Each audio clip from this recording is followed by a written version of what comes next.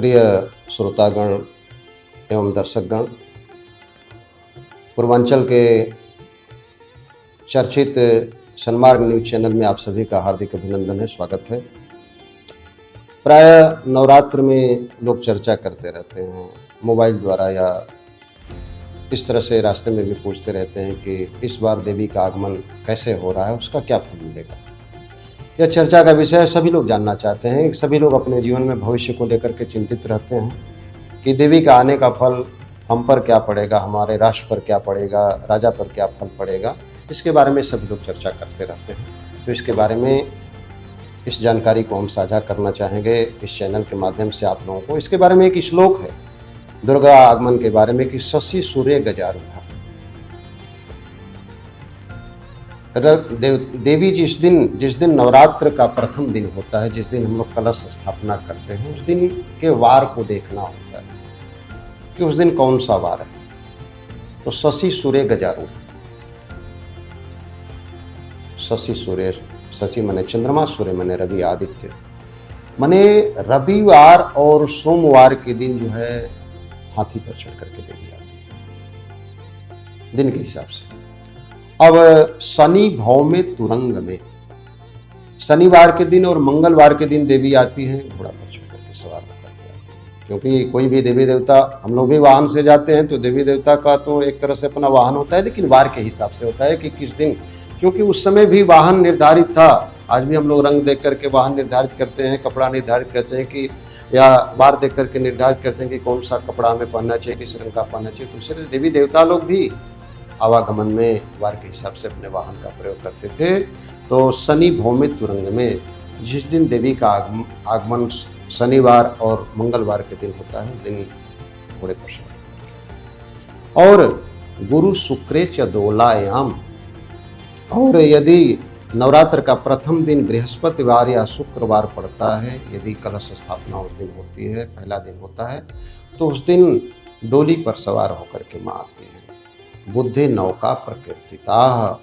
और यदि बुधवार के दिन नवरात्र का प्रथम दिन होता है या जिस दिन कलश स्थापना होती है उसी को हम लोग प्रथम दिन मानते हैं, तो उस दिन देवी जो है नौका पर सवार होकर के आती है। तो ये तो हो गया किस दिन आ रही है देवी, किस वाहन पर आ रही है। लेकिन उस वाहन का फल क्या होता है। गजे च जलदा, हाथी पर जिस दिन सवार होकर के देवी आती है, तो कब आती है, तो सोमवार और रविवार के दिन। तो गजे च जलदा, तो इस वर्ष शारदीय नवरात्र में संवत 2082 में सन 2025 ईस्वी में इस बार शारदीय नवरात्र में प्रथम दिन जो है देवी जो है हाथी पर आ रही है, हस्ती पर सवार होकर के आ रही है। तो उसका फल क्या होता है, जलदा, बारिश अच्छी होगी, बरसात खूब होगी। और किसानों के लिए कहीं तो आप वर्तमान में देख भी रहे हैं कि पूरा विशेष करके मध्य भारत जो है बाढ़ से तबाह, सब जगह बरसात हो रही है, ज़रूरत से ज़्यादा बरसात हो रही है। तो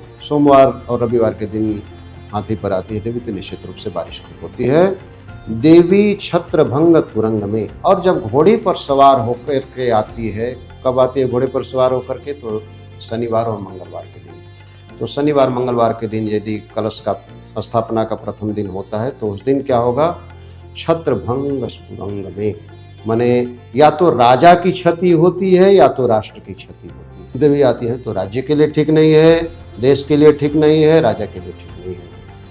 और नौकायाम सर्वसिद्धि दी, नौकायाम सर्वसिद्धि, नौका पर यदि सवार होकर के आती है, तो नौका कौन सा है, बुधवार के दिन जब देवी आती है तो नौका पर आती है। तो ये सारी सिद्धियों को देने वाली थी, सब कुछ शुभ होता है, सब कुछ मंगल होता है। शायद दोलायम मरणम धूम, लेकिन यदि गुरु शुक्रवार के दिन डोली पर चढ़ के आती है, तो उस समय क्या होता है कि प्रजा की मृत्यु होती है, समय में दुर्घटना होती है, बहुत सारे लोग दैवी आपदा से मारे जाते हैं। तो ये रहा देवी के आगमन का विचार, और किस वार के हिसाब से किस पर सवार होकर के आती है उसके हिसाब से फल है। अब इसके बाद हम लोग देवी के गमन का विचार करते हैं। जो आता है तो निश्चित रूप से जाएगा, और जाते समय भी उसको वाहन चाहिए। तो विशेष करके शास्त्रों में रविवार या सोमवार के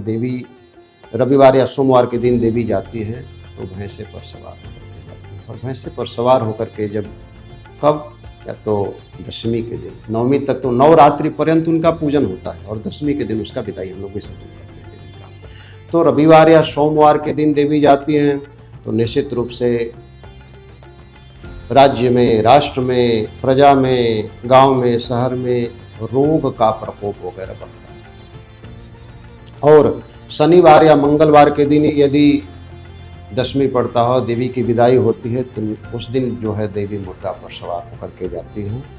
तो मुर्गा पर सवार होकर के जाने का मतलब कि रोग और कष्ट, दुख की वृद्धि होती है, ये भी शुभ नहीं है। और यदि बुधवार या शुक्रवार की दिन देवी जाती हैं तो उस दिन क्या होता है कि हाथी पर सवार होकर के जाती हैं।